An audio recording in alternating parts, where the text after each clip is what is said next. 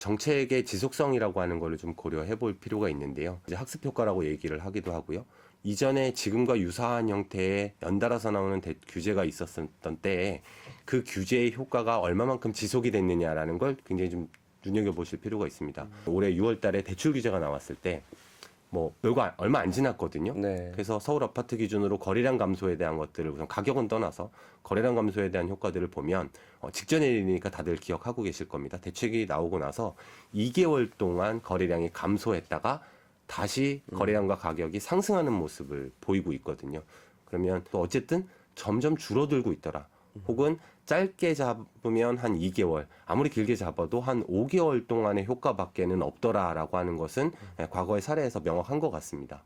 규제가 아무리 더 세게 나온다고 하더라도 이제 관건은 이렇게 상승세를 멈춰놓은 것까지는 끌고 왔다고 볼 수 있는데 이게 지속 가능하도록 추가적인 무언가가 있을 수 있느냐, 즉 전반적인 사람들의 심리를 이제 집값이 안정될 수 있겠다라는 심리를 이끌어내는 데까지 할 수 있는지, 결국은 정부에게 남아있는 건 정책이나 추가적인 내용들을 통해서 그런 심리를 본격적으로 안착시킬 수 있는지가 관건이 될 것 같고 아직까지는 그 정도까지 이르지는 못한 상황으로 보입니다. 대책 이후에 거래량은 줄어들고 있지만 여전히 일부 지역에서는 신고가가 나오고 있는 상황이고, 정리해보면 거래량은 감소하고 있는 중에 가격은 떨어지지 않는다. 전반적으로 서울도 줄었었는데 그 과정 중에 여전히 거래가 있었던 부분은 뭐였냐면 고가주택들의 신고가 거래였었어요. 그러니까 저가주택들의 거래들이 좀 줄어들게 되고, 그다음에 그 아주 비싼 집들의 그 신고가 전보다 더 비싼 거래가 일어나게 되면 평균 가격은, 실거래를 기준으로 한 평균 가격은 당연히 높아질 수밖에는 없습니다. 매매 수요가 줄어들게 되면 한정된 기간 동안에 시장 전체에서는 임차로 사시던 분들이 이제 매매로 다른 지역 혹은 인근 지역에서 사서 가면서 그게 다시 전세로 나오는 물량으로 나와야 되는데 네. 그러지 않고 그냥 전세를 연장하거나 아니면 옆에 있는 전세를 찾아서 들어가다 보니까 전세 매물이 줄어드는 효과가 기본적으로 있었고, 반대로 이 대출 규제에 대한 영향을 조금 덜 받는, 그리고 많이 덜 받는 조금 덜 받는 한강벨트, 그다음에 많이 덜 받는 특히 강남 3구를 포함한 이 지역들의 경우에는 지금과 같은 상황에서도 거래량이 전체적으로 줄긴 했지만 사서 나가는 사람들이 있는 겁니다. 예를 들면 강남에서 살다가 강남으로 매매로 옮겨가시는 분들의 경우에는 그 물량이 기본적으로 전세로 나오게 되니까 물량이 좀 늘어나는 것처럼 보이는 이런 특수한 상황이 된 것으로 보이고요. 이 모든 지역에 통틀어서 월세화되는 현상들이 좀 같이 있다 보니까 전세는 좀 더 전체적으로는 다 더 줄어드는, 그 중에서도 서울 외곽이 말씀드린 것처럼 매매 수요로 빠져나가지 못해서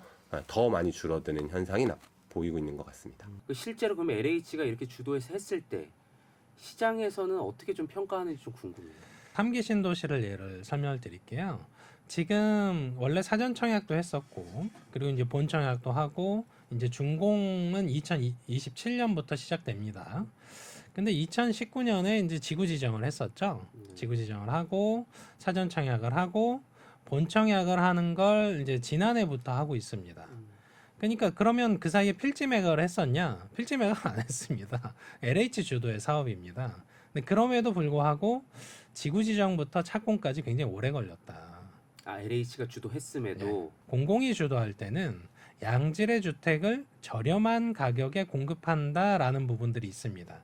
그러니까 민간이 했을 때보다 뭐 한 5에서 한 10% 정도 분양가가 저렴해질 그 장점들은 있다는 거죠. 수요자 입장에서 보면 가격에 가장 민감하다 이렇게 볼 수 있기 때문에 거기서의 장점은 있다.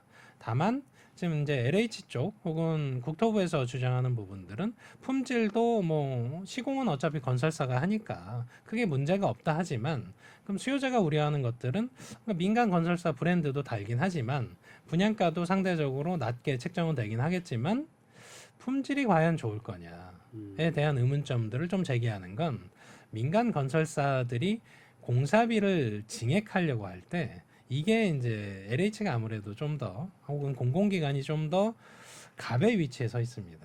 그러다 보니까 공사비 조율에서 건설사들이 주도권을 주기가 좀 어렵다 보니까 품질 부분에서 조금 문제가 있지 않을까라는 시장의 우려감이 있습니다. 그리고 대출 한도가 더 줄겠구나라고 생각이 들면 서둘릅니다.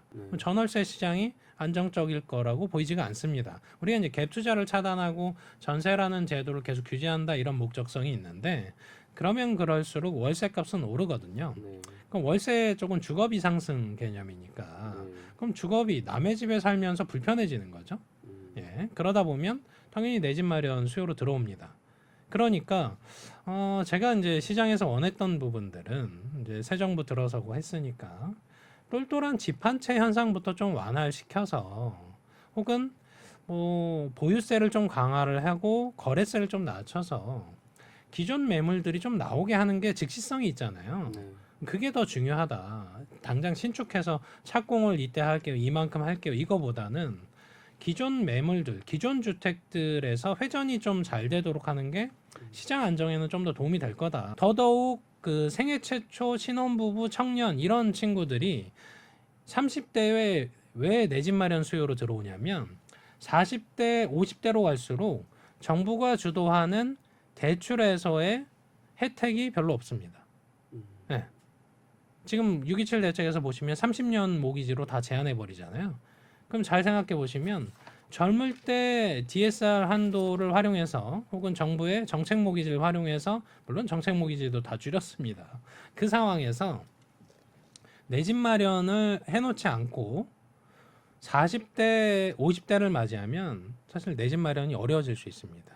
왜냐하면 은행에서 굉장히 리스크하게 보거든요. 네. 네. 그래서 30대가 내 집 마련 수요의 주축이 돼 있는 겁니다. 40대가 되면 리스크가 커지니까 DSR이라는 제도가 생애 주기를 앞당깁니다.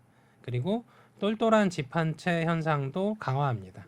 예, 전방위적이죠. 네가 아무리 소득이 많아도 6억까지밖에 안 해줄 거야 라는 게 이번 대책의 핵심인데 여기서 그치는 게 아니라 또 6자가 하나 더 들어갑니다. 6개월 내 전입신고해.